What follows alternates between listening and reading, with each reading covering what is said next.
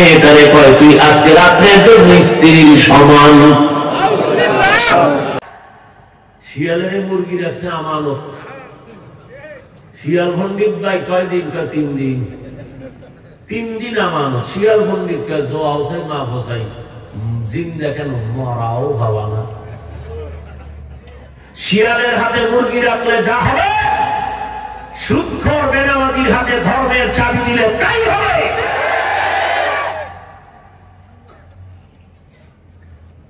আল্লাহ হেদায়েত দান করুন, আল্লাহ হেদায়েত দান করুন।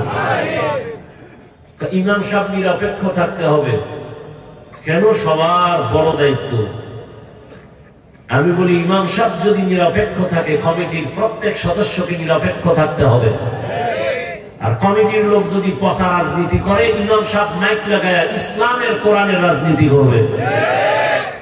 আপনাদের কি মত? ইসলাম বা কোরআনে রাষ্ট্রনীতি নাই? যারা বলে ইসলামে বা কোরআনে রাজনীতি নাই, তারা কি বুঝাইতে চাইলো? যে কোরআন ও ইসলাম সব দিক থেকে কমপ্লিট, একদিক থেকে দুর্বল। রসুল রাষ্ট্র চালাইছেন, আবু বকর চালাইছেন, ওমর ফারুক চালাইছেন, ওসমান গনি চালাইছেন, রাষ্ট্র পরিচালনা হযরত আলী করেছেন। ভালো করে লিখে রাখো, পৃথিবীর শ্রেষ্ঠ রাজনীতির কিতাবের নাম কোরআন। পৃথিবীর শ্রেষ্ঠ রাজনীতির শিক্ষক আমার রাসূল। পৃথিবীর শ্রেষ্ঠ রাজনীতির পার্লামেন্ট মসজিদে নববী। আর বলে মসজিদে রাজনীতি চলবে না? হ্যাঁ, মসজিদে দাঁড়ায় মেম্বারের নৌকার ভোট চাইলে, ধানের ভোট চাইলে, অন্য ভোট চাইলে যদি সমস্যা না হয়, তাহলে ইমাম সাহেব ইসলামের কথা বলবে, কোরআনের হাত দিয়ে আল্লাহর মহব্বতে ভোট চাইবে, এতেও কোনো সমস্যা হবে না। আপনারা সবাই ইসলাম চান না? চান, কিন্তু এরপর হয় না কেন? ভোটের আগের রাত্রের হাদিয়ায় কেবলা ঘুরে যায়। ঠিক নেই? বর্তমান বাংলাদেশের চেয়ারম্যান আছে আলেম, জানেননি? বর্তমানে আমাদের আপনাদের প্রিয় বক্তা চেয়ারম্যান না রানিং মুফতি হেদায়েতুল্লাহ আজাদি বরিশাল, বিবারিয়া চেয়ারম্যান আলেম মুফতি আমজাদ হোসেন। সারা বাংলাদেশের চেয়ারম্যান এক জায়গায় করে না, এদেরকে এক জায়গায় করে। নোয়াখালী আছে খালিদ সাইফুল্লাহ সাহেব, বুড়া মানুষ, সাইকেলে লইয়া বাড়ি বাড়ি মানুষের সরকারের বরাদ্দ চাউল মাইপা মাইপা দিয়া রাজনীতি শিখায় গেছে রসুল। তুমি কি রাজনীতি শিখাবা? রসুল শিখায় গেছেন।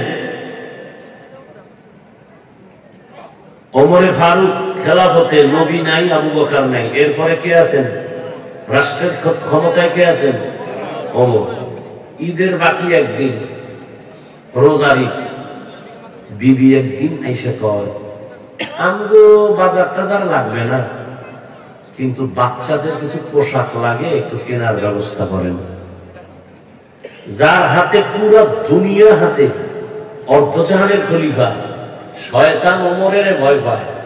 হ্যাঁ খানে বিবি কয়, সন্তানের পোশাক নাই, ঈদের বাকি আছে একদিন, পোশাক নিয়ে আসেন।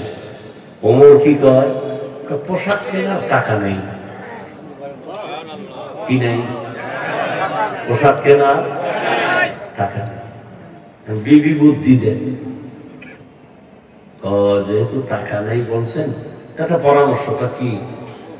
আপনি যে অর্থ মন্ত্রণালয়ের দায়িত্ব যারা দিচ্ছেন, তার কাছে একটা চিঠি লেখেন যে আমাকে 1 মাসের অগ্রিম বেতন দাও। 1 মাসের অগ্রিম বেতনটা পাঠায় দাও। বিবির কথা শুনে ওমরটা ঠিক আছে, এবার চিঠি লেখলেন। অর্থ মন্ত্রণালয়ের জিম্মাদার আবু ওবায়দা ইবনুল জাররাহ রাদিয়াল্লাহু আনহু, তার কাছে হযরত ওমর চিঠি লেখলেন, এই আবু ওবায়দা, আমার আগামী মাসের বেতনটা একটু দিলে ভালো হয়, সামনে ঈদ আসতেছে তো। বার্তাবাহক চিঠি নিয়ে চলে গেলেন। ওমরে ফারুকের চিঠি অর্থ মন্ত্রণালয়ের জিম্মাদার আবু ওবায়দা ইবনুল জাররাহর হাতে দিলেন। চিঠি খুললে আবু ওবায়দা কাঁদতেছেন। আরে ওমর এমন কি কইল যে আবু ওবায়দা কাঁদেন? আবু ওবায়দা উল্টা আরেকটা চিঠি লেখলেন, ওমরের কাছে, আর বলে দিলেন, এই বার্তা বাহক যাও,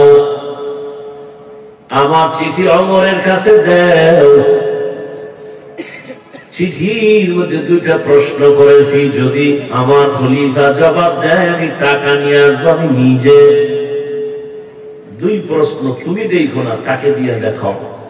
লেখা চিঠি কাভার করে দিয়ে দিছে। ওমরের কাছে যখন উল্টা চিঠি আইছে, খুইলা ওমর কাঁদতেছে, ওমরের চোখে পানি। এই আবু উবাইদা, আমি খেলাফতের দায়িত্বে, অর্ডার দিলেই তো, টেলিফোন করলেই তো গোষ্ঠী শুদ্ধ দিয়ে দিবি, টাকার অবস্থা কেন? প্রশ্ন দুইটা। আবু উবাইদা বলে, টাকা আমি দিব, তবে আমার দুই প্রশ্নের জবাব দেন। আপনি যে 1 মাসের অগ্রিম বেতন চাইছেন, আগামী 1 মাস আপনি বাঁচবেন কিনা তার গ্যারান্টি দেন। রাজনীতি বলে ইসলামে নাই। দ্বিতীয় প্রশ্ন,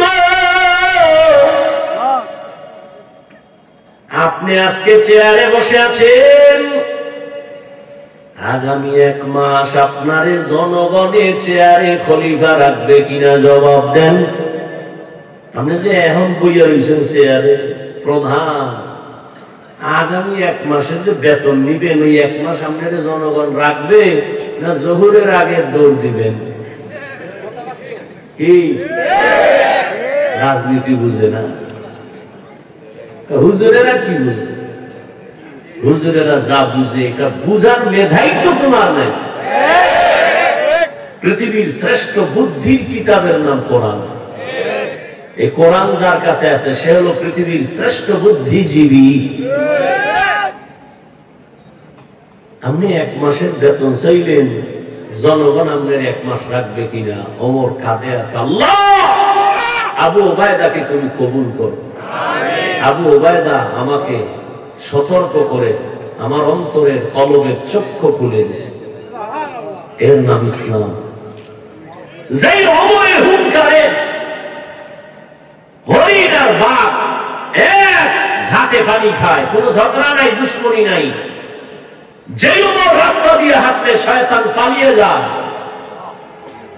যে ওমরের হুঙ্কারে রাশিয়া রোম সম্রাট কাঁপতেছে, এই ওমরকে ডারে গরম গরম গরম পুরো দুনিয়া। কারণ কি?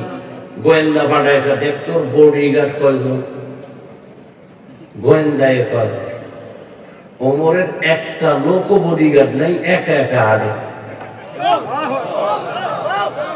ফাওয়ারটা কি? গোটা দুনিয়া কাঁপতেছে এই লোকটার কারণে। একটা গার্ড নাই, কোন গার্ড নাই। তাহলে মাইরা ফেলাইলে আমরা লুটি ফুটে খেতে পারবো, মারবো কেমনি? একা একা কোনানে ফাওনি, খোঁজ নাও।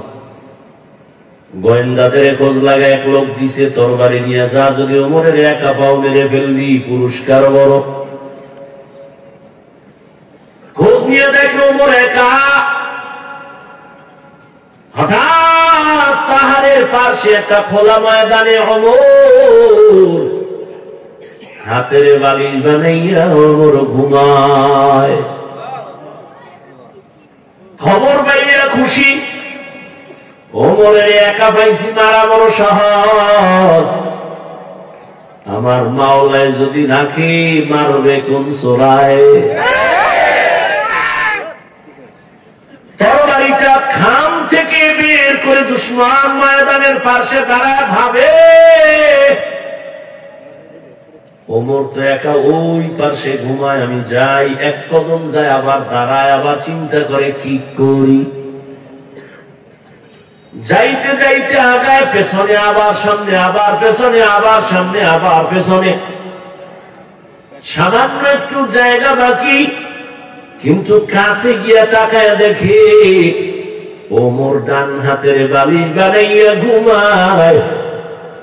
জঙ্গলের একটা বাঘ ওমরের চারপাশে ঘুরে আর পাহারা দেয়। মানুষের দাম বেশি না বাঘের দাম বেশি? মানুষ কার গোলাম? হ্যাঁ, ভালো করে মুখস্থ করো, পেস লাগায়ও না।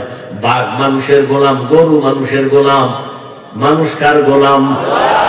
একটা থার্ড ক্লাসের মানুষ চাষি, চাষ করে, এরা কি বড় শিক্ষিত? যারা লাঙ্গল চালায়, গরু দিয়ে চাষাবাদ করে। এই খেয়াল করেন, এই একটা চাষি লোক আউযুবিল্লাহ পারে না, ধন্যবাদও কইতে পারে না, ওয়েলকাম কইতে পারে না। এই চাষি একটা গরু রেখে, গরু দাঁড়ায়নি, সত্য কথা কই, গরু ডাইনে যা, যায়নি, বামে যা, যায়। হ্যাঁ, কুত্তারে আল্লাহ বুদ্ধি দেয় না, মানুষকে দিছে। একটু ভাবো, একটা চাষির কথায় যদি গরু দাঁড়ায়, ডানে যায়, বামে যায়, একজন খাঁটি আল্লাহওয়ালার কথায় কেন বাদ চলবে না? এই কথাটা আমগো দেশের কিছু কিছু টুপিওয়ালার মাথায় ঢুকে না, এই জন্য ওলিয়া উলিয়ার সাথে বেয়াদবিমূলক কথা বলে। মানে আমরা ওলি মানি না, আউলিয়া মানি না।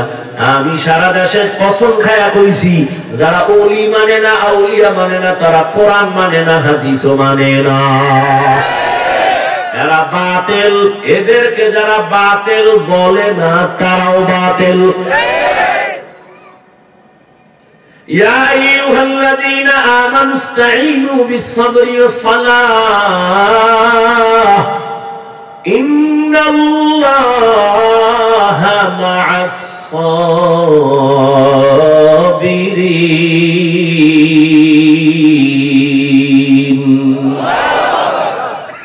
আল্লাহ বলেন, হে মুমিন, সাহায্য প্রার্থনা করো সবর ও সালাতের মাধ্যমে, নিশ্চয়ই আমি আল্লাহ সাবিরিনদের বন্ধু হয়ে থাকি।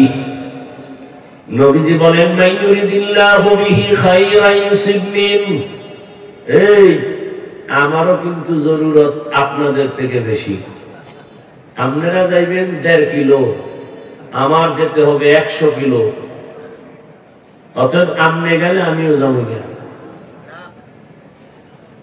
সব জায়গায় চালাকি চলে না। আপনার উঠার ব্যারাম থাকলে ভিতরে ঢুকছেন কেন?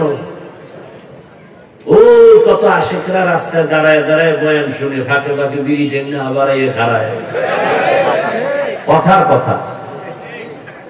আর এখানে কত আলেম বসা, মুরব্বী বসা, এদেরকে ডেঙ্গিয়ে বের হন, আপনার ভয় লাগে না? ফাঁকদার উল্টা পাল্টা করলে আমি মোনাজাতটা দিয়ে নেমে যাব। আপনার বাসায় জরুরত আমার থেকে বেশি না, তাহলে আমিও চলে যাব। আপনি বাসায় যাবেন, আমি যাবো না? সারাদিন রাতে 3 ঘন্টা ঘুমাইতে পারি না। আপনি বলবেন আপনি এগুলি না করলে সমস্যা কি? ওলামায়ে কেরাম কুত্তার মতো দৌড়ায় সারা দেশে। তাবলীগওয়ালাদের এক দৌড়, পীর সাহেবদের দৌড়, জুমার খতিবের দৌড়, আমগো দৌড়। এই দৌড় আসি বিদায় এখনো আল্লাহর নাম নেওয়ার সুযোগ পাই। নয় নাস্তিকরা দরজায় তালা দিয়ে রাখতো, মসজিদের মাইক বন্ধ করে দিত। দেখেন নাই যে ওয়াজ চলবে, বাইরের মাইক চলবে না। কিন্তু ওই নাস্তিকের বাচ্চাগুলো কোনোদিন বলে নাই যাত্রার প্যান্ডেলের মাইক বন্ধ কর, সিনেমার প্যান্ডেলের মাইক বন্ধ কর। বিয়ার অনুষ্ঠান চলে হাজী সাহেবের বাড়ি, 6 তলা বিল্ডিং, কাফে। ইমাম কয় কিও রাত্র 12টার পরে ভূমিকম্প নিকা? না হুজুর, দাওয়াত পান নাই, আমার মাইয়ার না গায়ে হলুদ। হাজী সাহেব মিশা কইছি? মুসলমানের জন্য গায়ে হলুদ হারাম। আমার দায়িত্ব বলা, মানবেন কিনা সে দায়িত্ব আপনার। এই জন্য দেখেন না এখন আর গর্বে আনোয়ার শাহ কাশ্মীরি আসে না, বাইজিদ আসে না। চোখ নষ্ট, পাও নষ্ট, কিডনি নষ্ট, দেমাগ নষ্ট সন্তান আসে। সন্তানের খাওয়া হারাম, ভোর বাড়িতে খাও যৌতুক। ভালো সন্তান খাবা কেন? গাছ লাগাইছো তিতে তুলে, সেখানে বড়ের আশা করলে কি হইব? বিয়ার আগে যৌতুক খায়, বিদেশ যাওয়ার ভিসা চায়। বিদেশ যে করবে কি? বউ কা ছোট ভাই পাহারা দিবে। এরা কাম চলেনি। আল্লাহ হেদায়েত দান করুন। যৌতুক হালাল না হারাম? যারা যৌতুক দেয়, যারা খায়, যারা পরামর্শ দেয়, সবাই জালেম। এই জন্য শুরুতে বইয়েই কইছি, কাফনের কাপড় রেডি রাখ। সোনার বাংলায় যা থাকুক, জালেম থাকতে দেওয়া হবে না। জালেমের বিরুদ্ধে আবার আন্দোলনের ডাক আসবে, আবার ময়দানে নামতে হবে। আল্লাহ হেদায়েত দান করুন।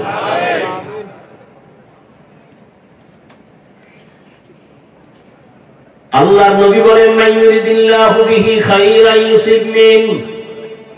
আল্লাহ যাকে বেশি ভালোবাসেন, মুহাব্বত করেন, তাকে মুসিবত দিয়া পরীক্ষা নিবেন। তাহলে বুঝা গেল আল্লাহর পক্ষ থেকে মুসিবত একটা নিয়ামত। এজন্য আল্লাহর খাস ওলিরা কোন মুসিবত আসলে নিয়ম ছিল ইন্না লিল্লাহ বলা, কিন্তু তারা বলতেন আলহামদুলিল্লাহ। নিয়ামত পাইলেন আলহামদুলিল্লাহ বলে, আপনি কেন আলহামদুলিল্লাহ বলেন? আল্লাহর ওলি জবাব দিতেন, আমার উপরে যে আল্লাহ মুসিবত দিয়েছেন, আমার বড় খুশি লাগতেছে। আল্লাহ আমার দিকে কুদরতের নজর লাগাইছেন, এটা বড় নিয়ামত। স্বামী আর স্ত্রী ঘর করে, স্ত্রী বড় আল্লাহওয়ালা। হঠাৎ একদিন ডেকে বলে, স্বামী আমার, আমারে তুমি ভালোবাসুনি? কয় হ্যাঁ। কেমন? কয় সীমাহীন, দলিল প্রমাণ। তুমি আমার জীবন, তুমি আমার মরণ। তুমি যখন যা চাইবা আমার জীবন দিয়া রেডি। কয় চাইলে দিবানি? কয় কসম, চাইলেই দিয়া দিব।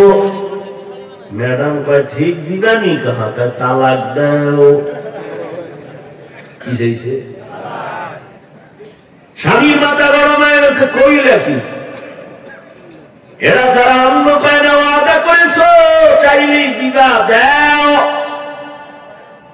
দুইজনের ভেতরে মৃদু একটু তর্ক লাগছে, সমাধানের জন্য নবীর দরবারে রওনা। রাস্তার মাঝে গিয়া স্বামী বেচারা হঠাৎ করে পিছলে পড়ে পা ভেঙে গেল। কান্না করে, ও মালিক, আমারে বাঁচায়া দাও, তোমার কুদরতের নজর দিয়ে আমারে সুস্থ বানাও। স্ত্রী হাত ধইরা কয়, নবীর দরবারে যাওয়ার দরকার নাই, চলো বাড়ি যাই। বাড়ি যাইয়া স্বামীর কাছে কয়, স্বামী, আর আমি তালাক চাই না, মাপ চাই, কথা উদ্ধ করে নিলাম। স্বামী কয়, যদি নাই চাও তো চাইলা কেন, বললা কেন, বলার পরে উদ্ধ কেন করলা? রাসূলের হাদিস কি তুমি জানো না? আল্লাহ যাকে ভালোবাসবেন তাকে মুসিবত দিয়া পরীক্ষা নিবেন। আমি তোমার ঘরে এত বছর সংসার করলাম, কোনদিন একটা মুসিবত দেখলাম না, কোনো কান্না দেখলাম না, শব্দ দেখলাম না। ভাবলাম যেখানে মুসিবত নাই সেখানে আমার মালিকের দয়ার নজর নাই, যেখানে মালিকের দয়ার নজর নাই ওখানে রহমত নাই, যেখানে রহমত নাই সেখানে আমিও নাই। এজন্য তালাক চাইছি। কিন্তু রাস্তায় গিয়া যখন পড়ে গেছো, পা ভেঙে গেছে, আমার মালিকের কুদরতের মায়ার নজর চলে আসছে, মুসিবত। ভাবলাম আল্লাহর রহমত শুরু হয়ে গেছে। আমি উদ্ধ করে নিয়ে ওয়াদা করলাম, যেখানে আল্লাহর রহমত আছে আমিও সেখানে আছি। আর আমরা কি করি? মুসিবত নাই, এর মধ্যে কত গালি, আল্লাহরে শুদ্ধ নামায় ভালো পাইলে আল্লাহ। এ জমিনই আল্লাহরে রাখতো না। নমরুদকে দেখো না, আল্লাহর কারণে সব ঝামেলাটা। আল্লাহরই যদি মারতে পারি তো কেসা খতম। কয় বাস দিয়া সিঁড়ি বানায় আল্লাহরে গুলি করবো। কে? নমরুদ তীর নিয়ে সে আল্লাহরে গুলি করে মারবে। তুই কয় নাম্বারের চালাক? ঠিকই তোর তীর নিয়ে, ধনুক নিয়ে উপরে উঠে তীর মারস। একটা পাখির গায়ে লাইয়া রক্ত হয়েছে, এটার লইয়া ধাক্কাইতে ধাক্কাইতে নিচে নেমে কয়, মেয়েরা গেছে যে রক্ত এত বড় মাস্তান বাহাদুর এই নমরুদ আমার আল্লাহকে মেরে ফেলার জন্য পাওয়ার দেখাইছে। ও জাতি জানো ওই নমরুদের ধ্বংস করার জন্য আল্লাহ কত হাজার ফেরেশতা লাগছে। একটা মশা তাও অসুস্থ মাথার জায়গা মতো যাইয়া ফাঁকে একটা মিস কল দেয়, চান্দি গরম। এত ডাক্তার এত কবিরাজ মাথা ঠান্ডা হয় না, হঠাৎ বুইরা বুইরা জোতার সাথে মোলাকাত, মাথা হিমেল হয়ে গেছে। নমরুদ ডাক দিয়া কয় এত ডাক্তার কেন? জুতার ভিতরে যে আমার মাথার ঔষধ আছে তো জানি না। আমার সান কপাল, জুতা দিয়া বাড়ি মারলেই তো মাথা ঠান্ডা। কে মারবে? কয় বেতন দিয়া কর্মচারীরা। কর্মচারীরা তোর কাজ কি জানি? স্যার কি? কয় শুধুমাত্র জুতার বাড়ি, যত জোরে বাড়ি দিবি বেতন তত বাড়ায় দেব। কেমন সান কপাল! এই যেমন তেমন কপাল মনে করছে। মাঝে মাঝে পায়ের জুতা কপালে লাগে, এটা বুঝতে হবে সান কপাল।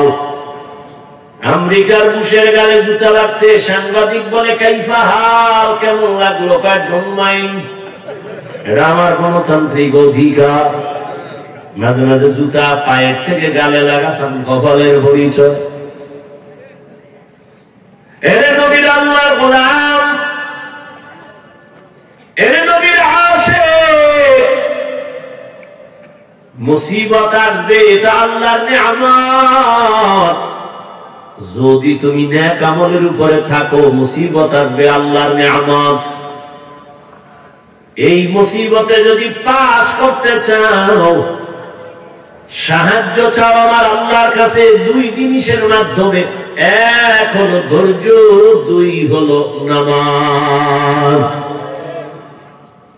এক নাম্বার কথা, সাহায্য চাওয়া লাগবে কেন? প্রশ্ন। দুই নাম্বার কথা, যদি সাহায্য লাগে তো কার থেকে নিব? আল্লাহ। তিন নাম্বার কথা, সাহায্য যদি নিতেই হয় কার থেকে নিব? এক। তিন নাম্বারে কোন সিস্টেমে নিব? সিস্টেম আছে না? চেয়ারম্যান সাহেব আপনার এলাকায় আছে, কলারটা ধরে যদি কোন চেয়ারম্যান 50 কেজি চাউল লাগবে, চেয়ারম্যান চাউল দেবে না জুতা মারবে? জুতা বলবে চাউল 50 কেজি কেন? 50 কম দিব, নিয়ম অনুযায়ী চা অ্যাপ্লিকেশন দে। এক নম্বর প্রশ্ন, সাহায্য চাইতে বলছেন কে? প্রশ্ন কেন চাইব? আর মুমিনকে বলেছেন, কোন বেঈমানকে না। বেঈমানকে বলেন না কেন? শুধু মুমিনকে কেন বলেছেন? এর একমাত্র কারণ, জান্নাত শুধু মুমিন পাবে, কোন বেঈমান জান্নাত পাবে না। আর মুমিন যে জান্নাত পাইবে, কত ভিড় আছে কপালে আছে পাওয়ার আগে। দলিল দেওয়ার সময় নেই, বাংলা একটু খালি 1 মিনিটে বলি। একথা আপনারা শুনছেন, বনি ইসরাইলের 72 দল, নবী বলছেন আমার উম্মতের আর একটা দল কি? কম বেশি? টোটাল কত? 73। এর মধ্যে 72 জাহান্নামে যাবে, এক দল জান্নাতে যাবে। এই কথা শুনছেন না? কিন্তু শুনছেন ঠিক, এখানে একটা চিকন কথা আছে না, হয়তো অনেকে শুনেননি। এই যে 72 দল জাহান্নামে যাবে, এই 72 দল জাহান্নামীদের মধ্যে কোনো হিন্দু নাই, বৌদ্ধ নাই, ইহুদি নাই, খ্রিস্টান নাই। এই 72 দল জাহান্নামী সব কিন্তু মুমিন এবং মুসলমানের মধ্য থেকে হবে। এই কথাটা অনেকে জানেন না, শুনেন না। শুনে থাকলে আবার শুনে নেন। 72 দল জাহান্নামীদের মধ্যে কোনো বিধর্মী থাকবে না, সব হবে মুমিন মুসলমান। এবার বুঝেন যে মুমিন জান্নাতে যাবে, কত কপালে মাইল আছে। মুমিন দাবি করে আল্লাহর হুকুম মতো চলে না, মুমিন দাবি করে নামাজ পড়ে না, মুমিন দাবি করে হালাল মতো চলে না, খায় না। মুমিন দাবি করে বলে নবী মানি, মানে না, সাহাবাদেরও মানে না। নামাজ নিজেও পড়ে না, অন্য নামাজ পড়ে তাও পছন্দ করে না। নিজেও হালাল ভাবে খায় না, অন্য হালাল খাইলে তাও পছন্দ করে না। ৭২ দল জাহান্নামী মুমিন হবে, কোনো বেঈমান হবে না। আল্লাহর নবী বলেন,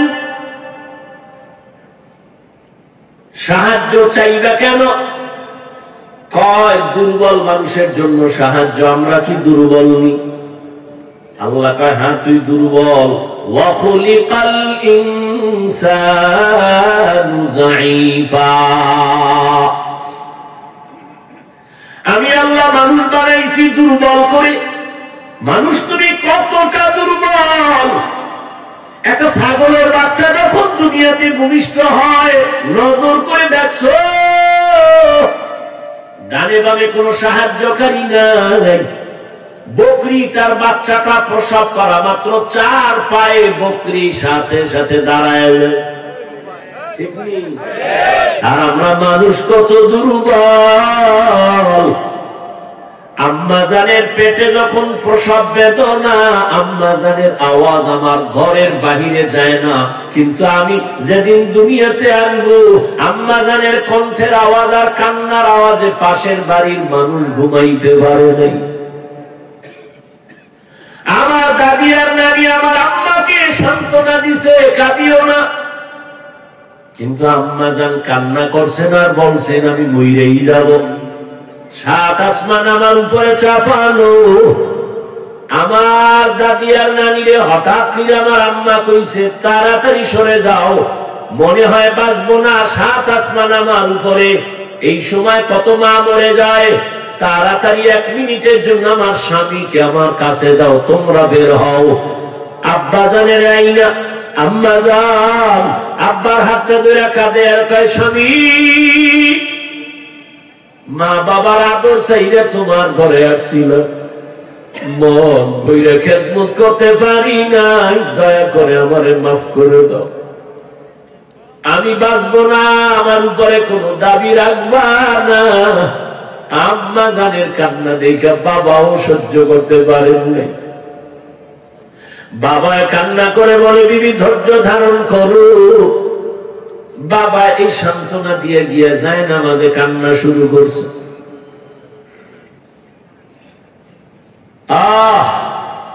ও সন্তান, জীবনের চামড়া কইলা যদি মায়ের জুতা বানাইয়া দিতি, আর ওই জুতা দিয়া মা যদি জীবন ভর আরামে চলতো, তারপর ওই প্রসাব রাতের বেদনার কান্নার ঋণ কোনদিন আদায় হতো না। জীবনের মূল কষ্ট মায়ের প্রসব বেদনা,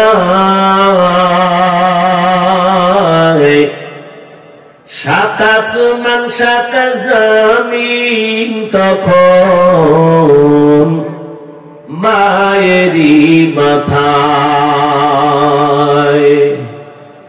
জীবনের মূল কষ্ট মায়ের প্রসব বেদনা, 7 আসমান 7 জমিন তখন মায়েরই মাথায়। এমন মাকে কেমনে আজি, এমন মাকে কেমনে আজি যাব আমি ভুলিয়া। ও আমার প্রাণের মা, মা গো মা, কোথায় গেলে মোরে ছাড়িয়া, জনম দুঃখী ইয়াতীম আমি, চাই না কেহ ফিরিয়া। আমি যখন ছিলাম আমার মায়েরি উদরে চলাফেরা করলেন যে মায় কত কষ্ট করে। আমার সুন্দর মুখ দেখে মা, আমার সুন্দর মুখ দেখে মা ব্যথা যায় দে হাসাইয়া। ও আমার প্রাণের মা, মা গো মা কোথায় গেলে মোরে ছাড়িয়া। জনম দুঃখী ইয়াতিম আমি, চাই না কেহ ফিরিয়া। আম্মা জান যখন বেহুশ হয়ে পড়ে গেলেন, আমি দুনিয়াতে আসবো, আমার দাদি নানি আমাকে ধরলেন আর আমাকে পরিষ্কার করে। আম্মা হুশ নাই, একটা চিৎকার দিয়ে বেহুশ হয়ে গেছে। দাদি নানি কায় তাকায় দেখ ফুটন্ত গোলাপ, যেই মায়ের মাথায় সাত আসমানের বোঝা চোখে পানি, ওই মা মুহূর্তে আমার চেহারা দেখা সাথে সাথে কষ্টগুলো দূর হয়েছে। আম্মা জান আমাকে কোলে টেনে নিয়েছে। দাদি নানি কয় দুধ দাও। আম্মা জান দুধ দেয়, আমি গিলতে পারি না, আমার ঠোঁট থেকে গাল বেয়ে পড়ে গেছে। কত দুর্বল বান্দা, কত মাস্তানি করো। আর একটা ছাগলের বাচ্চা দিয়ে তাকাও, চার পায়ে নিজে নিজে দাঁড়াইয়া, কেউ দেখাইয়া দেওয়া লাগে না মায়ের ওলান কই দুধ কই। বাচ্চা নিজে খুঁজা খুঁজা মায়ের ওলানে মুখ লাগাইছে। তাকায় দেখে মায়ের ওলানটা শক্ত, দুধ আসে না। আমার আব্বা জান যদি আমি দুধ না পাইতাম, ডাক্তারের কইতো ঔষধ দাও, বাচ্চা দুধ পায় না। কিন্তু বকরির বাচ্চাটা দুধ না পাওয়ার কারণে কোন ডাক্তারের কাছে যায় না। আল্লাহ ওরে এমন ভাবে বানাইছেন, ওর পুরা মাথার মধ্যে কপালের অংশ বড় শক্ত। ও নিজে একটা ইঞ্জিনিয়ার হইয়া জন্ম নিছে। শক্ত ওলানটারে কেমনে নরম করলে দুধ আসবে, মাথার এই অগ্রভাগ দিয়া জোরে জোরে আঘাত করেছে। মায়ের ওলানে দুই তিনটা আঘাত করা মাত্র মায়ের ওলানটা দুর্বল হয়ে গেল, মুখ লাগাইলো, দুধ আসলো, পেট ভরে গেল। একটা বকরির বাচ্চার কাছে মানুষ কত দুর্বল। আল্লাহ বলেন জমিনে মানুষের মতো দুর্বল কোন প্রাণী আমি বানাইনি। পিপিলিকার কাছেও দুর্বল, মশার কাছেও দুর্বল। মানুষের বানানো 2 টাকা দামের একটা বেলেটের কাছেও বড় দুর্বল। খানার বেলায় দুর্বল, ঘুমের বেলায় দুর্বল, মেধার বেলায় দুর্বল।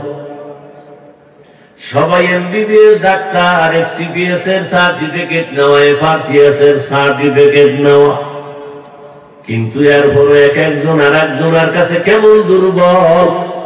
মেডিসিনের ডাক্তারের কাছে গিয়ে যদি কেউ আমার গলায় আওয়াজ হয় না, কি করুন? কয় এই বিষয়ে আমি ডাক্তার না। কয় কি করুন? কয় নাক কান গলার কাছে যাও। নাক কান গলা বলা, আমার নাক কান গলা দেখবে। যদি বলি পেটে সমস্যা, আমি সরি পারবো না। দুনিয়াতে একে অন্যের কাছে মেধা বেলায় দুর্বল। দুনিয়ার মেধা, আখিরাতের লাইনে ধর্মের মেধায় সবাই দুর্বল। যে ব্যক্তি কোরআন পড়তে পারেন না, যে পড়তে পারে তার কাছে দুর্বল। যে কোরআনের শুধু রিডিং পারে, অর্থ জানে না, অর্থ জাননেওয়ালার কাছে দুর্বল। যে অর্থ জানে, তাফসীর জানে না, তাফসীরওয়ালার কাছে অর্থ জাননেওয়ালা দুর্বল। একজনে অর্থ জানে, তাফসির জানে, কিন্তু ফতুয়া দিতে পারে না। মুফতি সাহেবের কাছে তাফসিরওয়ালা দুর্বল। এক কথায় মানুষের মতো দুর্বল কোন প্রাণী আল্লাহ বানান নাই। এই দুর্বল মানুষটা কেমনে যে আগামো জান্নাতের পথে, বড় আমি অসহায়। আবার যেই রাস্তা দিয়ে হাইটা যাব ওই রাস্তাও বড় খারাপ। কয় দুনিয়ার বাজার বড় খারাপ, এই বাজারের মধ্যে দিয়েই জান্নাতে ঢোকা লাগবে। কয় বাজারও খারাপ, আমিও দুর্বল। কয় বাজার কেমন খারাপ?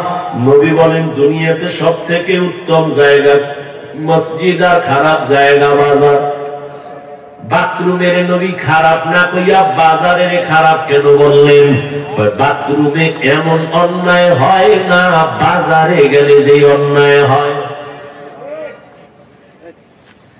এজন্য বাজার খারাপ।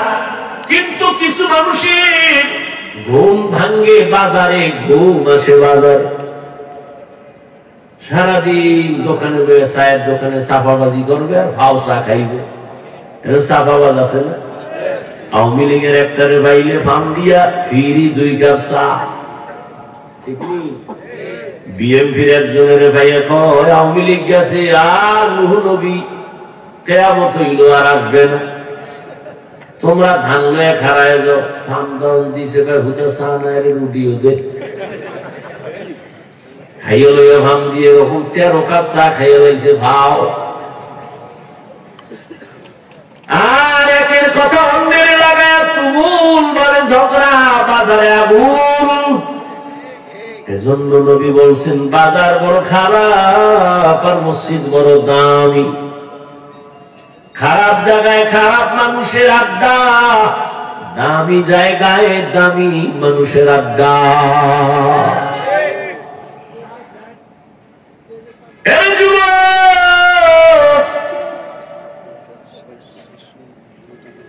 দুনিয়াতে আমরা বড় দুর্বল। ঢাকা চিড়িয়াখানায় গিয়া দেখবা একটা বাঘের দৈনিক খানা 17 কেজি গোস্ত পারবেনি। গাজীপুরের কোন খাদক সাহেব 3 বেলায় 17 কেজি মারবে? আছে না? থাকলে কি হবো? ধাক্কা ধাক্কি চলে। ডাক্তার কইছে মিষ্টি খাবি না হারাম। হে গেছে মিলাদুন নবীর জেলাপি খাইতে মসজিদে। ঠিক নেই? এক হাত দিয়ে 1 প্যাকেট লইয়া মানুষের ভিড়ে তল দিয়ে আর 1 হাত ঢুকে পিছন দিকে একজনে তাকায় দেখে ও 2টা টানে, আমি একটাও ভাই না। অল্প বলে তলের ডাটাই না দৌড় দিছে। আর কি পেছন দিয়ে ধইরা মাইর। এবার 2 জনে ধাক্কা ধাক্কি করতে করতে যেই প্যাকেটটাও ভাই ছিল পায়ের তলে ভিড়ে ভর্তা।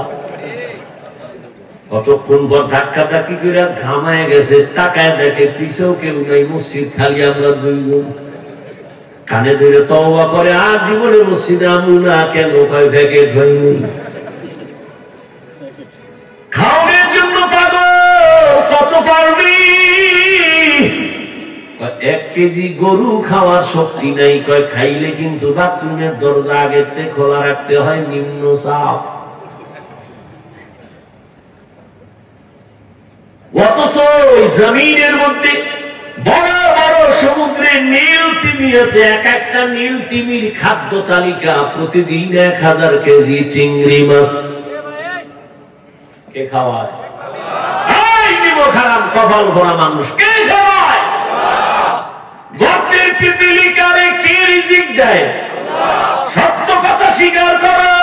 মশা মাছির খানা কে দেয়? জঙ্গলে হাজারো প্রাণী, ওদের খানা কে দেয়? উড়ন্ত পাখি শূন্যের মধ্যে ঘুরে ঘুরে পেট বইরা সন্ধ্যাবেলা বাসায় আইসা আজি নিজের পেট ভরা, বাচ্চার খানাও নিয়ে আসলো। বলো উড়ন্ত পাখির রিজিক কে দিয়েছেন? নদীর মধ্যে সমুদ্রে হাজারো কোটি কোটি মাছ কে খানা দেয়? বলতে পারবেননি সাগরের মাছগুলো না খাইয়া কোনদিন শুকায় গেছে? জঙ্গলের প্রাণীর খানা নিতে আপনাদের এই গাজীপুরে সকাল 8টায় আসছে, এলাকায় আসছে। এই যে আপনাদের পাশে পার্ক আছে না, জঙ্গল, শিয়াল আছে না, কত কিছু আছে। ওরা কি আসে গাজীপুরে সকাল 8টায় নাস্তা করতে? ওগো কাছে খানা পৌঁছায় কে দেয়? বলুন তো, শিয়াল, জঙ্গলের প্রাণী, নদীর মাছ, আরো আরো যারা এই যেগুলোর নাম বললাম, ওরা দামি না আমরা দামি?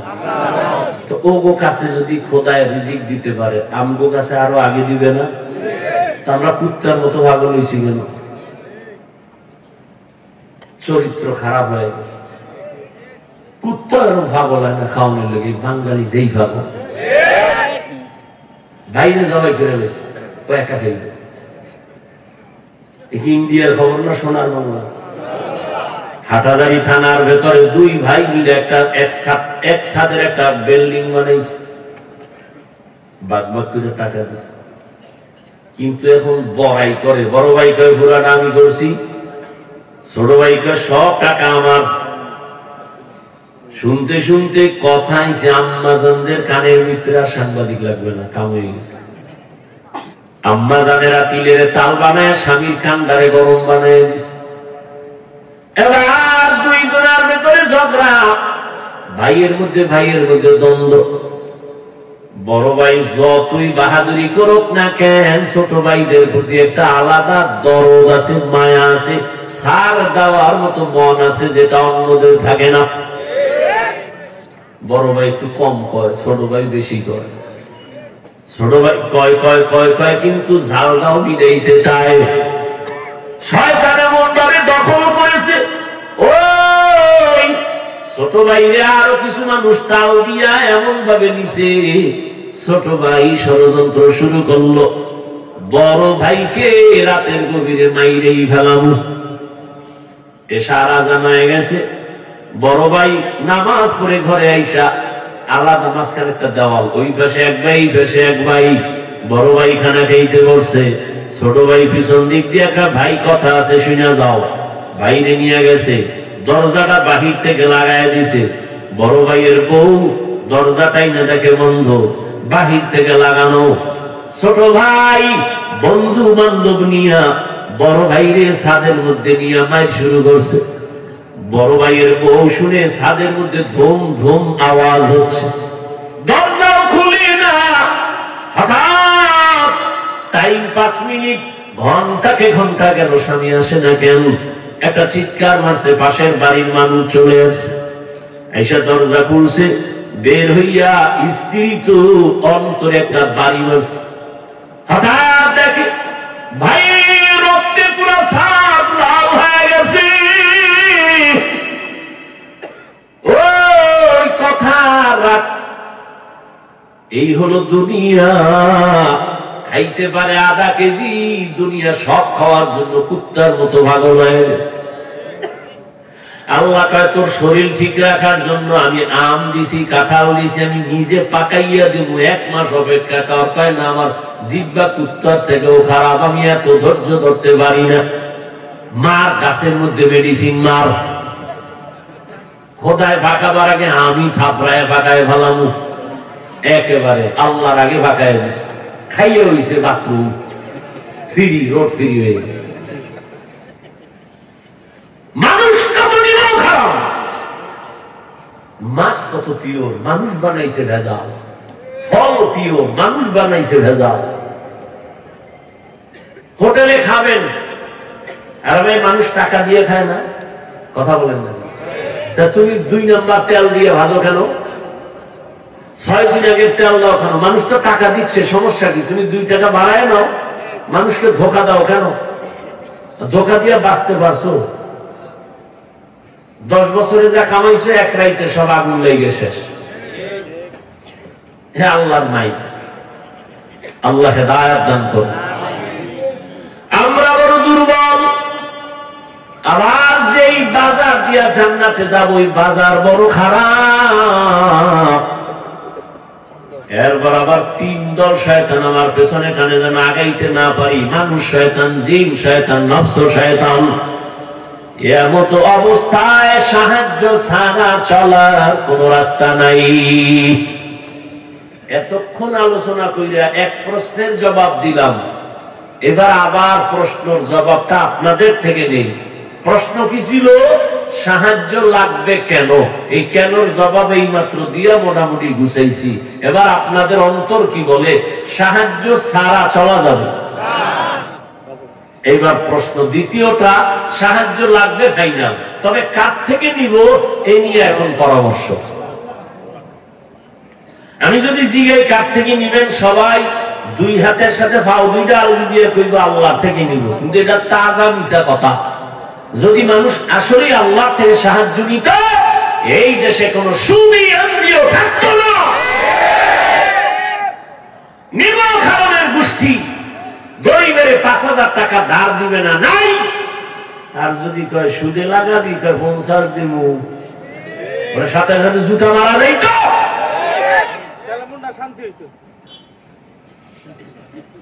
অভিশপ্ত মা বাবার সন্তান, আল্লাহর লানত, ফেরেশতাদের লানত, সমস্ত মাখলুকাতের লানত সুদখোরের উপরে, ঘুষখোরের উপরে।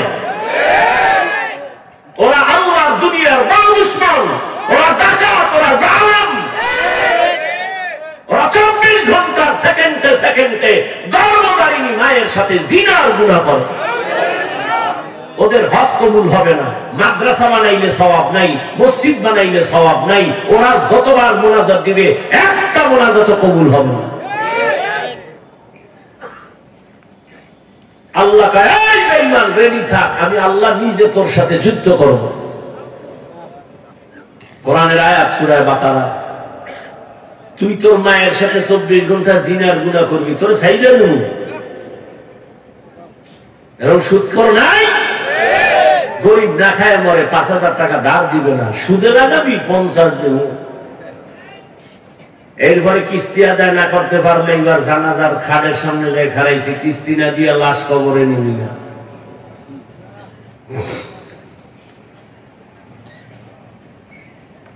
আল্লাহ হেদায়েত দান করুন। বয়ান তো হচ্ছে, কাজে লাগে না কেন? শিয়ালের এত মুরগি। আল্লাহ হেদায়েত দান করুন। কষ্ট হইতেছে?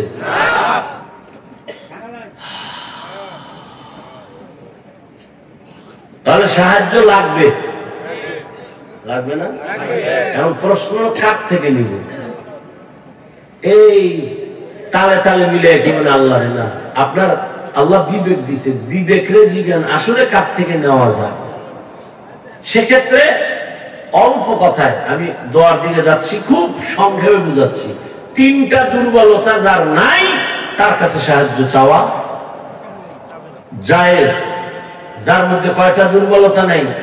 ৩টা। ১, যার পিছনে টান নাই। ২, যার অভাব নাই। ৩, যার কোনো স্বার্থ নেই। এবার দুনিয়াতে একটা মানুষ, এই উঠো কেন, শেষ সময় মোনাজাতটা দিব আর ৫-১০ মিনিটের মধ্যেই, ডিস্টার্ব করো না বাবা। আর ১০ মিনিট ধৈর্য হবে না? বয়ান চলে ধৈর্য। যার পেছনে টান নাই, দেখেন তো দুনিয়াতে এমন একটা মানুষ পাবেননি যার পেছনে টান নাই? আছে? পৃথিবীতে একটা মানুষও নাই। ও যত সামনে আগাইতে চায়, ম্যাডাম কয় দেও, আম্মা কয় দেও, বাবায় কয় দাও, ছেলে কয় দাও, মেয়ে কয় দাও, দাও দাও দাও দাও, দিতে দিতে আমি সামনে আগাইতে পারি না, পেছনে টান। জমিনে এমন একটা মানুষ নাই যার পেছনে টান নাই। বুঝেন, বাংলা বুঝেন? ২ নম্বরে যার অভাব নাই, বলেন এই জমিনে কোন হিসাবের অভাব নাই? কথা বলেন, আছে কোন হিসাব? মুড়িদেরটা খাইয়া অট্টালিকা বানাইছে, স্বর্ণমহল। এখন মুড়িদের কয় এর একটা ফ্ল্যাট নিলে জান্নাত রেডি। আমি বানায় হই না, যাই না হই না, দলিল সহ করি। তা আমার এত কিছু দরকার নাই, হালকা বলছি কেন? হেদায়েতের নিয়তে বয়ান করছি, আমার কাউরে আঘাত করা উদ্দেশ্য না। জমিনে এমন একটা মানুষ নাই যার অভাব নাই, বরং আমি বলি যে যত টাকাওয়ালা তার অভাব তত বেশি।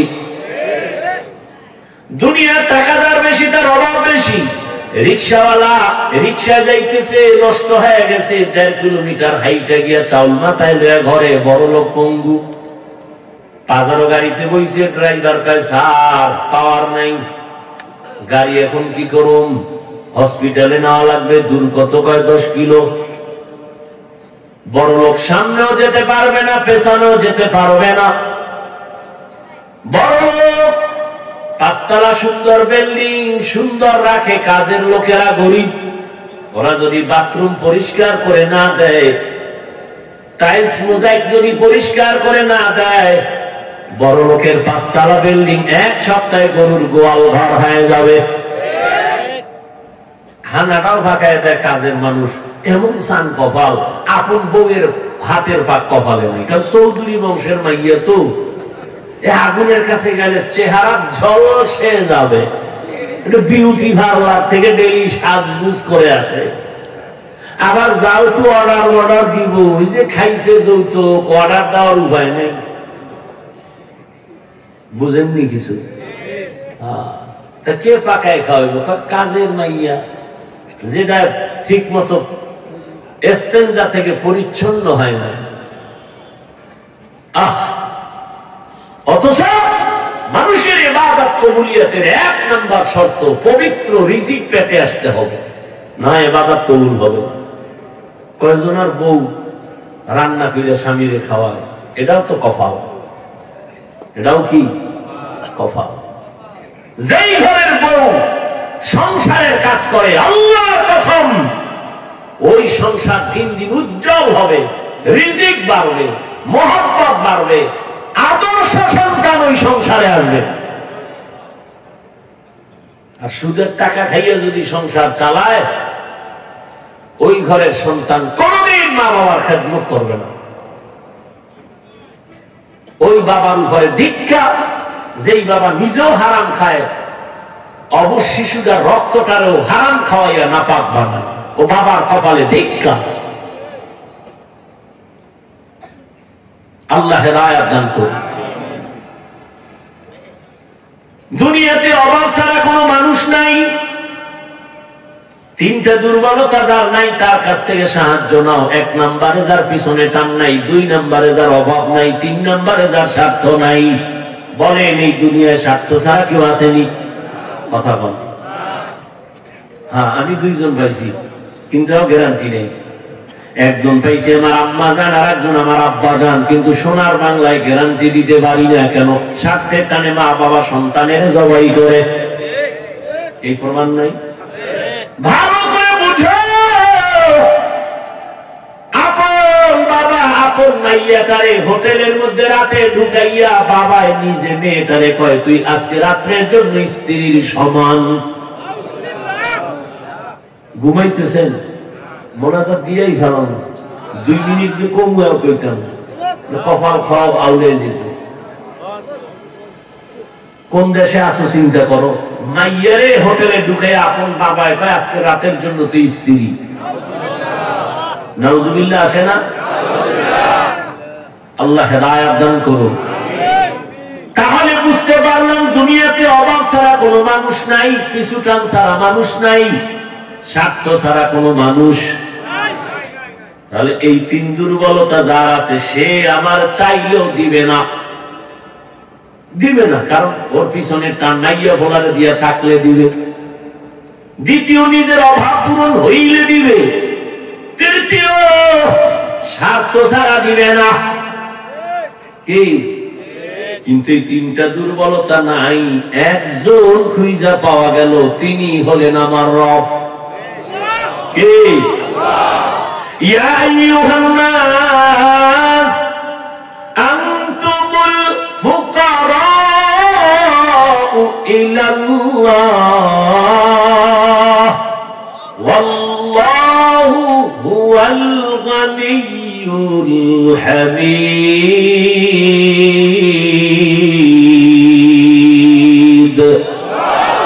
তওয়াক্কুল মিগুনি হর সুবহ শাম মেরা সানাত রিজকে তু আজলা মাকাম। এই 3টা দুর্বলতা নাই একমাত্র কার? আল্লাহর কোন পিছনে টান আছে নিজে নাইয়ে বলা চায় আছে? নামিয়ে দিলাম ইউলাদে উলায়ে তারাস ওয়ালিদু মাউলুদেরা উ খালেকাস। আল্লাহর কোন অভাব আসেনি? বলেন, আল্লাহর কোন স্বার্থ আসেনি? আল্লাহ যদি স্বার্থের দিকে তাকাইতেন কোন বেনামাজির এক ঢোক পানিও দিতেন না, কোন কাফেরের দুনিয়ায় আল্লাহ খানা দিতেন না। কিন্তু আমার আল্লাহ কেমন দয়ার মালিক! মুমিনেরা যেই রাস্তায় চলে বেঈমানও চলে, বাধা নাই। মুমিন যেই গাছের ফল খায় বেঈমানেরাও ওই ফল খায়, বাধা দেয় না। মুমিন যেই নদীর মাছ খায় বেঈমানও সেই নদীর মাছ খায়। স্বাধীনতা দিলেন কে? আল্লাহ। আল্লাহ কোন স্বার্থের দিয়ে তাকান নাই, বরং আল্লাহর সাথে এত নাফরমানি করছে মানুষ। আল্লাহ দাও পানি, আল্লাহ দাও বাতাস, আল্লাহ দাও সূর্যের আলো, চাঁদের আলো, জমিনের ফসল, গাছের ফল খাইয়া এরপর মানুষ কত নিমখারামি করি। সারা রাত মোবাইল হাতে নিয়ে কবিরা গুনাহ কইরা রাত কাটাও। স্ত্রীর হক আদায়ের চিন্তা নাই, সন্তানের হক আদায়ের চিন্তা নাই। নামাজের আযান হইছে শুনছি যাই নাই, কত নাফরমানি করছি। আল্লাহ রাগ কইরা খানা বন্ধ করেন নাই, বরং আল্লাহ ডাকতেছেন, বান্দা আয়, তোর কি প্রয়োজন চা, আমি আল্লাহ দেওয়ার জন্য রেডি। ও নবীর আশিকের দল, আল্লাহর কাছে চাইতে কোনো লজ্জা নাই। আল্লাহ দিতে চায়, আমরা নেওয়ার সময় নাই। আল্লাহ ফজর, যোহর, আসর, মাগরিব, এশা না, ভোর রাতে আমার আল্লাহ দেওয়ার জন্য আসেন। প্রথম আসমানে অতি গভীর হয় রজনী যখন, নীরবে প্রভুর নাম জপিও তখন। প্রভুর করুণা যদি পাইবারে চাও, গভীর রাতে উঠে প্রভুর গুণগান গাও। কত মানুষ কান্দে, হুজুর ফজরের নামাজটা দিল নরম হইছে, মসজিদে যাব, কিন্তু কপাল খারাপ, বাড়ির মালিক আমগো গেট খোলার চাবি দেয় না। আছে না ভাই? তোর বিল্ডিং এ আগুন লাগবে না কাঁদায় লাগবে? ও নিজে যখন তখন খুইলা বের হবে, বাধা নাই। নামাজি বান্দা ফজরে মসজিদে যাবে, গেটের তালা খোলার চাবি দেয় না। পারলে তুমি অন্য বিল্ডিং এ যাও, আমার গেট খোলা হবে না। অথচ বিল্ডিং আলার উচিত ছিল একজন দারোয়ান রাখবে আলাদা, তুই 5 ওয়াক্ত নামাজে সবাই ডাকবি, সবাই নামাজে যাবে। আর আমার বিল্ডিং এর ভাড়াটিয়ারা যদি নামাজ পড়ে, পর্দা করে, কোরআন পড়ে, আমার বিল্ডিং এর মতো শান্তির বিল্ডিং এ দুনিয়ার হবে না। এই দুনিয়ার জমিনে রাষ্ট্র চালাইছেন বাদশাহ হারুন রশিদ, নাম শুনছেন? কত বড় বাদশাহ! আবার তার স্ত্রীর নাম কি? জুবায়দা খাতুন। কত বড় রাষ্ট্রপতি! একদিকে রাষ্ট্র চালায়, অন্যদিকে তাহাজ্জুদের নামাজে দাঁড়ায় বাদশাহ হারুন রশিদ, বুজুর্গ মানুষ। তার স্ত্রী জুবায়দা কোরআনে হাফেজা। এই জুবায়দার খেদমতে 100 মহিলা কাজ করে, 100 নারী কাজ করে, কাজের নারী, কিন্তু সব নারীরা কোরআনের হাফেজা। জুবায়দা খাতুন কয়, আমি এমন শিডিউল কইরা দিছি, একজন নারী কোরআন পড়বি, এরপরে কাজ করবি। ভাগ করে এমন ভাবে দিছে, তুমি 1 ঘন্টা কোরআন পড়ে কাজে যাও, আর একজনে কোরআন পড়ো, তুমি 1 ঘন্টা পরে কাজে যাও, আর একজনে কোরআন পড়বা। এইভাবে জুবায়দা 100 নারীকে কোরআনের সিস্টেম লাগায় দিছে, টাইম ভাগ কইরা। জুবায়দা কয়, আমি চাই আমার ঘরের থেকে যেন 24টা ঘন্টাই কোরআনের আওয়াজ বের হয়। আর আমগো আম্মা জানেরা কি করে? স্বামী অফিসে গেছে, হেরো আর এক অফিসে গেছে। স্বামী গেছে সামনের দরজা দিয়া, ম্যাডাম গেছে পেছনের দরজা দিয়া।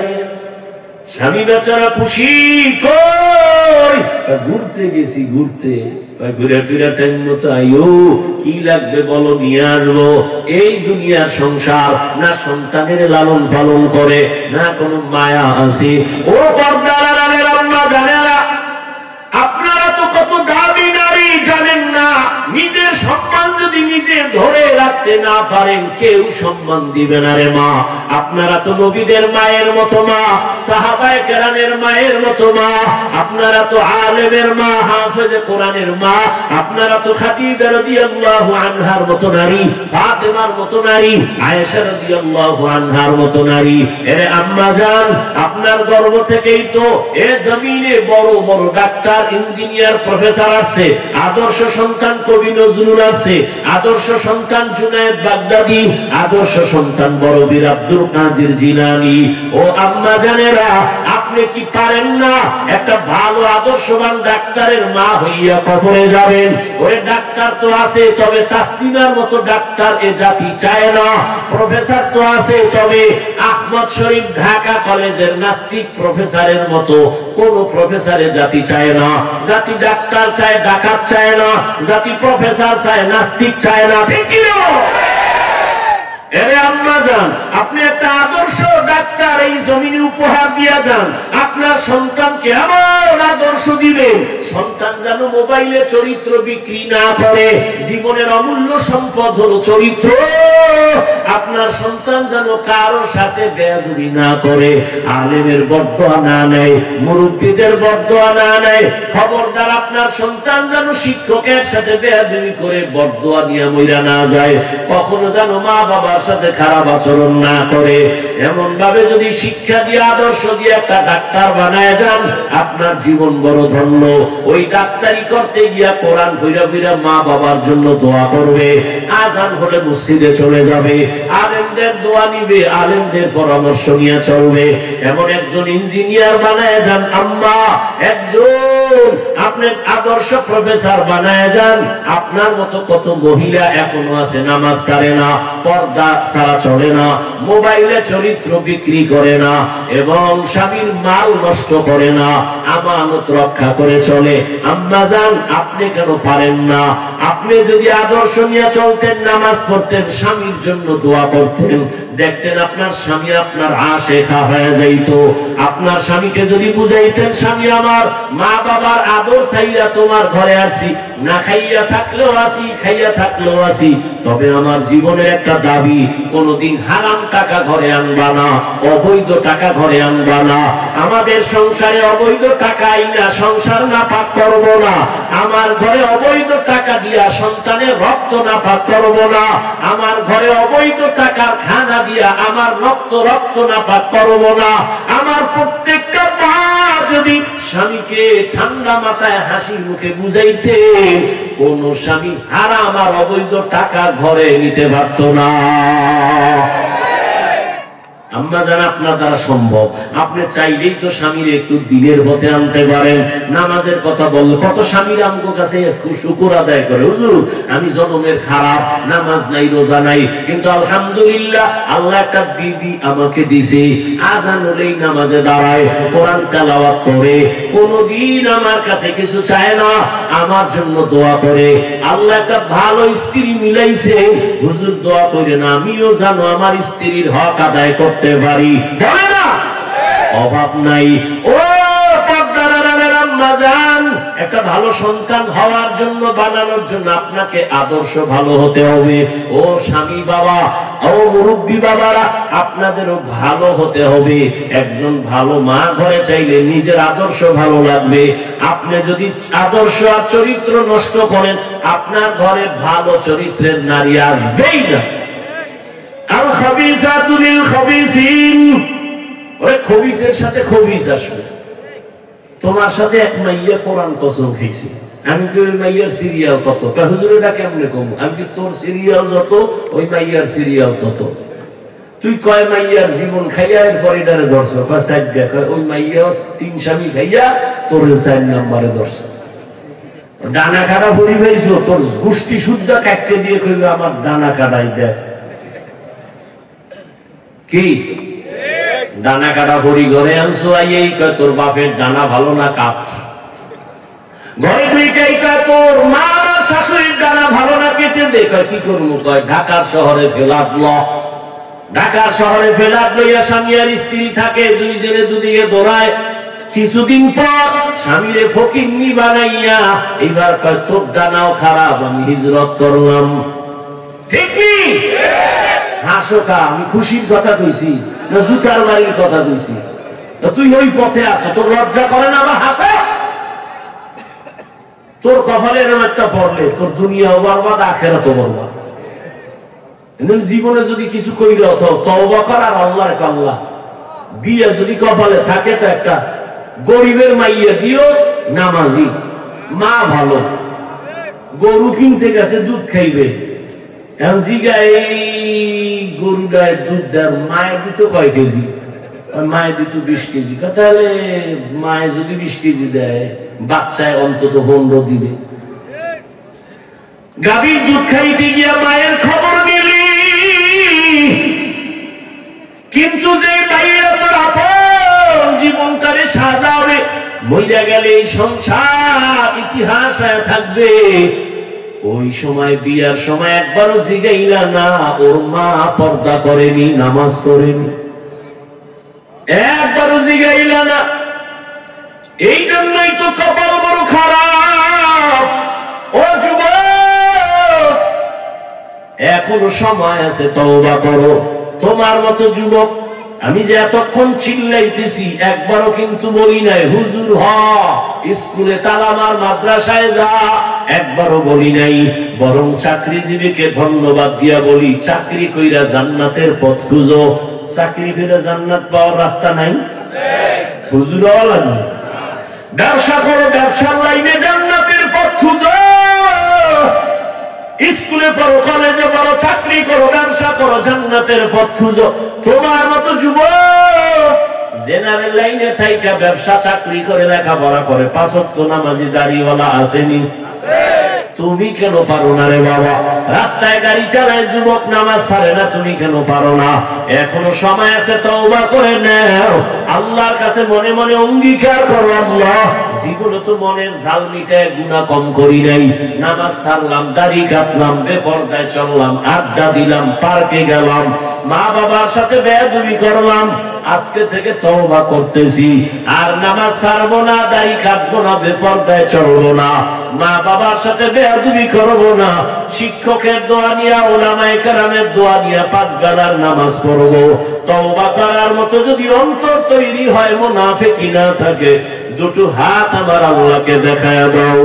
আয় আল্লাহ, হাতগুলো কবুল করে নেন, তওবা কবুল করে নেন, তওবার উপরে মজবুত হয়ে চলার তৌফিক দান করেন, আমিন। আলহামদুলিল্লাহি রাব্বিল আলামিন, ওয়াসসালাতু ওয়াসসালামু আলা সাইয়্যিদিল আমবিয়া'i ওয়াল মুরসালিন ওয়া আলা আলিহি ওয়া আসহাবিহি আজমাইন। ইয়া আরহামার রাহিমিন, ইয়া আরহামার